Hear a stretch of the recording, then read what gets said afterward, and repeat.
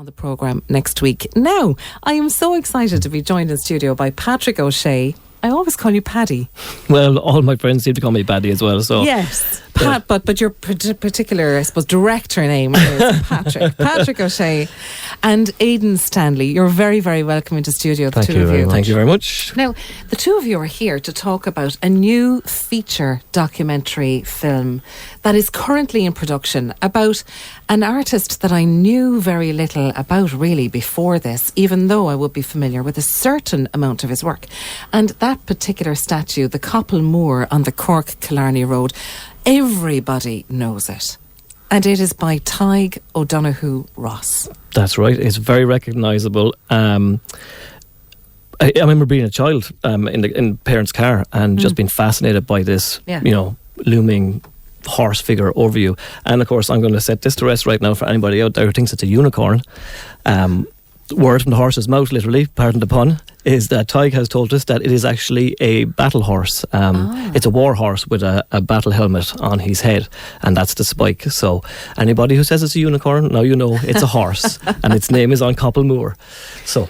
Okay, so tell me then about this film. This is a film entitled Why Is There Anything Instead of Nothing? And during the course of the little trailers and teasers that you've put together for the film, Tig does explain that title and why that means so much to him, and we'll come to that in a little bit. I suppose finding out about the film involves a little bit of digging, and who dug first to discover this man and why he would be an interesting subject? Well, Paddy did, and because we're pals and because we've worked together on a number of projects and still are, he came to me and he said, Aidan is a really interesting artist, an older man, an American living overlooking a lake in Killarney. I said, go on, this is fascinating. And he began to unravel the story for me. And, I suppose in some ways clear the way for me to understand as a producer that, there's something in this. Because the career goes back to New York of a man who was probably one of the best graphic artists in the world at the time. He was literally printing money. But he turned his back on all that, left New York, brought his family the other way to Ireland, and is now, and has been since, set in his garret, overlooking a beautiful part of Kerry, literally churning out the work. So within that, Paddy said, there's a story. And I said, damn, you're right, there is. And we took it from there. Yeah, I got an invite down to meet him because the family wanted to know if I might just film one of his paintings for him, because they knew I was a filmmaker. And I said to Aidan, this guy looks kind of interesting, would you come down for the visit and see what you think if there's something there? And of course, the second we drove in the driveway, it opens up into this sculpture, a private sculpture garden, and there are steel sculptures, stone carvings, wood carvings. The whole driveway, the gardens, the house itself has sculptures and panels carved into it, and the two of us were just blown away by just the entrance to the house itself. We're like, okay, there's definitely something here. And then of course we met the man himself, and he's so enigmatic and interesting, and he's the way he speaks, so charismatic on screen. Oh my gosh, the camera loves him, and his voice as well, of course. And the voice, you know what, I was laughing, I was saying to you outside, he sounds a little bit like Donald Sutherland. He does. And you mentioned about him coming to Ireland, and he's living down in, I think, Glenflesk in Killarney. We'll talk about that's his connection, right, yeah. but this is a little clip of him describing coming back to Ireland. And in a way, of course, it's selfish. Man, I put this family through some rigorous jumps. I brought over a young family with nothing here, nothing. And this place, in the greatest doldrums, if you remember 1980s, when everybody was going the other way again, like it has been just recently again. And I remember the people here saying, oh, you really think you should come over here before I came, But the three kids, pack them up, let's go. This is it. We're going to try this for a while. And it did stem from the mysticism of the country. The mysticism of the country. And in fact, that so comes through in his work. And before we talk about the mysticism of his work, let's talk about why he belongs in Killarney almost more than anybody else. Yeah, it's amazing. I mean, essentially Tig's ancestors built Ross Castle on Lough Lane, which is so famous now for, tourists and for people taking wedding photographs. But when Tig first, when he was growing up as a kid in New York in the 1940s, his aunts and his relations would regale him with stories of ancient Ireland and how he was from chieftains and kings, and he said as a kid, of course, you loved those stories. But then when he got a bit older, he realised that there's actually some truth in these stories, that there is a connection and there is an ancestral link to Ireland.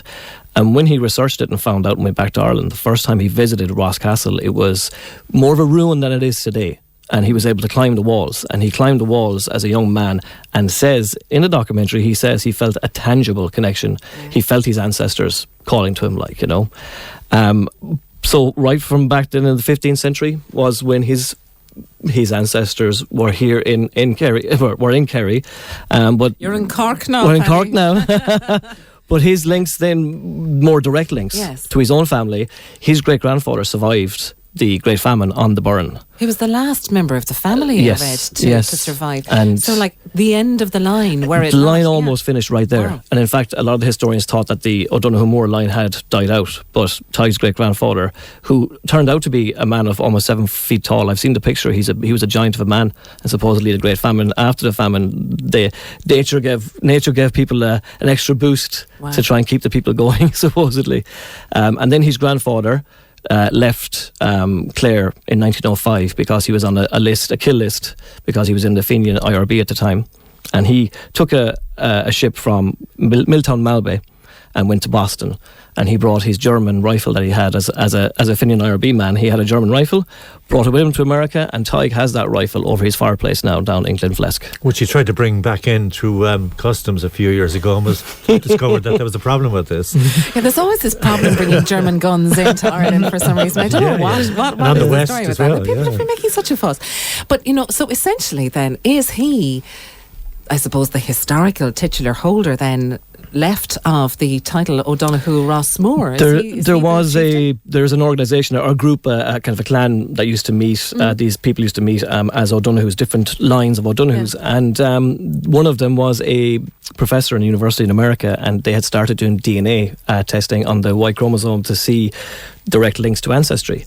And the man kind of jokingly said, we should all do this and see who is from the mountain tribe and who's from the clans of the lake. And it turned out that they all got a shock when Tig turned out to be closest linked, and he was the one that was actually from the lakes, from the Ross side of the line. Now all of that would be enough for a story on its own, were it not for the fact that he is this incredible artist. And Aidan, you have been talking to him in his house and interviewing him there and talking to him about his work and his art and his whole philosophy of life. And that's one of the things that makes him such an amazing subject. Yeah, he could literally talk. He could talk to you for a month and just take breaths every now and then, but not boring. And I don't mean this in any bad way, but sometimes when I hear a foreign accent and sometimes an American accent telling me about how wonderful everything is or whatever it is, my eyes start to kind of glaze a little bit, because maybe I need the kind of a vigour of a different accent or whatever at times, but not this man.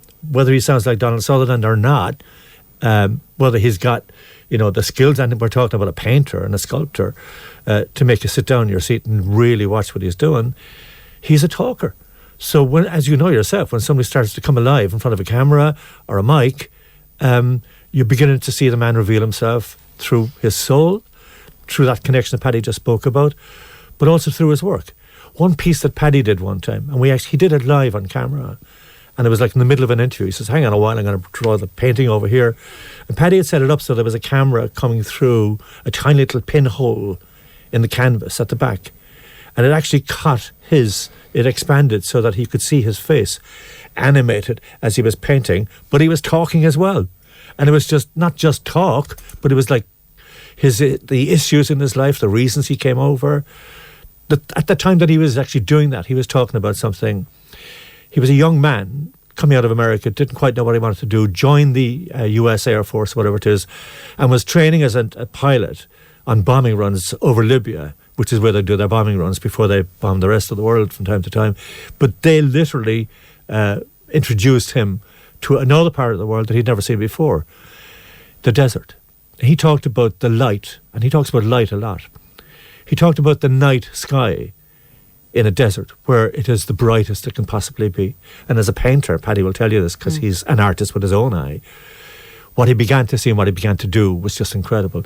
He talked about the same thing in terms of coming to Shannon and arriving with his family, but it was the clouds that were hanging over the skies and onto the land that again caught his attention. So all the time he's talking, he's reverting to what he's best at, which is probably one of the best painters I've seen.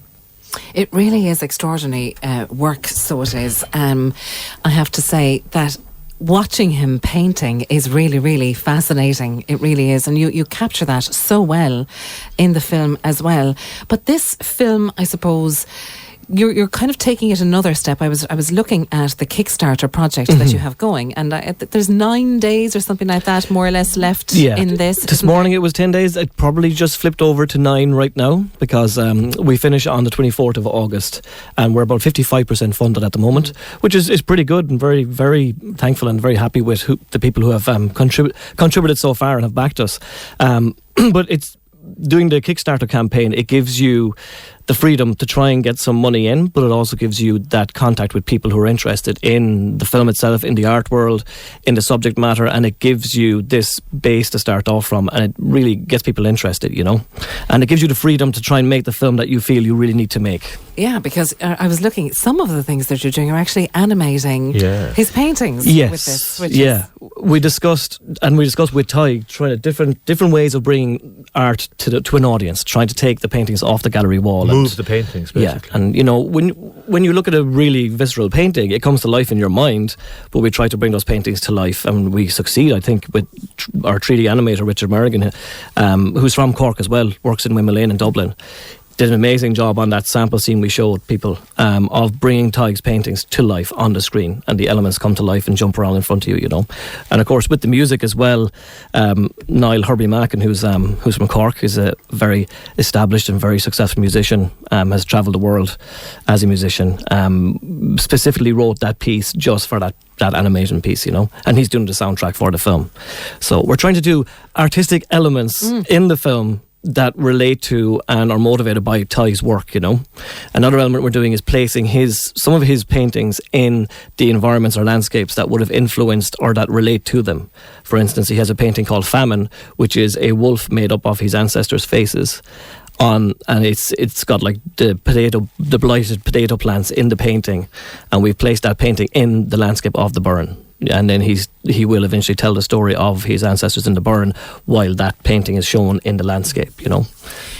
Seeing his paintings in his house and in his garden and in the landscape, I imagine is quite extraordinary, because his paintings and his work are all over the world, aren't they? They are, yeah. And like, to be there, we were like kids let loose in a toy shop or a sweet shop, whichever. But it was just incredible just to see what was there, not just on the walls, but, you know, in a room like this in a studio, you're talking about a wall 3 times higher, stacked with stuff hung that you literally are drawn to. And the scale of what he's done over the years and the speed with which he actually seizes on something. This is a man that wakes up at 3 o'clock in the morning, right? And he has a day that runs till about 4 in the afternoon, a nap, and then dinner, and then on. So, and he's dressed like somebody out of an old clan. In fact, he has the authority of a clan leader. He does, and he's got the tracings. But can I say that it's what Paddy has been doing with a camera, and Rupert as well, that has turned this thing from being the story of an artist into a very strong visual story as well. In other words, you need to have it for film, and Paddy has it in buckets in terms of what he's done. Thank you. But his work is hanging in places like the Smithsonian. In Washington DC, yeah, in the Albert in London, the Royal Albert in London. He's in the Bibliothèque in Paris. There's the museum in Utah. I looked on their website, and in their collection they have about 30 of his pieces, you know. But there's a whole list of galleries that have his, particularly his print work. Aquatent and Mesotent, they have those works that were very, very popular in the 70s. It's what made his name, and his success and his fame were based on the 70s when he was doing printmaking. And his wife, Elspeth, would have been his master printer. They had a small basement in the apartment in New York with a printing press, and it was basically just above head height. And there's pictures on Facebook that I put up yesterday of Elspeth and Tyke working together as a team in the basement of this apartment in New York. Now, the film is called Why Is There Anything Instead of Nothing? And people can find out about the whole Kickstarter campaign. And as usual, for as little as €10, people can come behind and become a backer in the film. Yes, indeed, yeah. They'll get credits and all the rest of it, all the way up to corporate sponsors who can donate in the thousands and become... And we actually have 2 original one-off oil paintings that Tig has basically donated to the Kickstarter project. All the funds made will go into the film, but he's given us 2 of his original oil paintings that he has said, right, you can take these and put a price on them and put them into the Kickstarter So it's a campaign. reward. So if someone puts in a certain amount of money, they'll see it there, they'll get an actual one-off original painting. And it's a very unique opportunity because Tig doesn't sell anymore. He likes to hold on to his art. He has the Museum of Me, he calls it, in his house. But why is there anything instead of nothing? Like, we have about maybe 40 seconds to describe why that's important. Aidan, I'm going to throw the floor to you maybe for that. Well, there's this piece of stained glass in a cathedral in Killarney, and it's there for you to see. And it was a commission that he was given, and it has to do with about the creation of man or whatever it is, and he's represented that whole thing with 2 pieces, day and night, with the little word, why is there anything instead of nothing? And the windows are depicted a broiling cosmos inside in a church, the creation. I'm going to play another quick little clip. This is Tig, I suppose, talking about the purpose of his art and his whole philosophy. When I came here at first and I viewed the countryside and I saw the castle and I'd had the whole thing experience, I felt welcomed. The people were marvelous. They were marvelous, and they couldn't be better. And in the beginning, they used to have me do arch judgment contests for the parish and all these kinds of things that, really, really welcome me and recognize me and all the other things. But I didn't want to get too accessible either, if you can understand. I had to keep my reserve away from everything else in the world to concentrate on what I was trying to do, which was self-discovery, ideation, they call it in psychology. It's to understand who you are. Just understand who you are. Socrates said it, know thyself. I think that's the goal of all of us, really, in some way or another, whether we're conscious of it or not. Know in thyself. a way, of course, it's selfish. Know thyself. Yeah, I think that's the crux of his work. No matter his success, if he became too successful and suddenly he was popular and people wanted something specific, he'd turn his back on it and he would go back to exploring his art. Exploring art to explore himself. Yeah, Patrick O'Shea and Aidan Stanley, it sounds like the most incredible film. Why is there anything instead of nothing? That Kickstarter campaign, we can get so many people in Cork, hopefully behind it, and people can find it, of course, by simply going on the website kickstarter.com. Why is there anything instead of nothing? My thanks to you and indeed to all our guests for coming on the show this morning, and wish you all the very best with the campaign. Thank you very much. Thanks a lot, lads.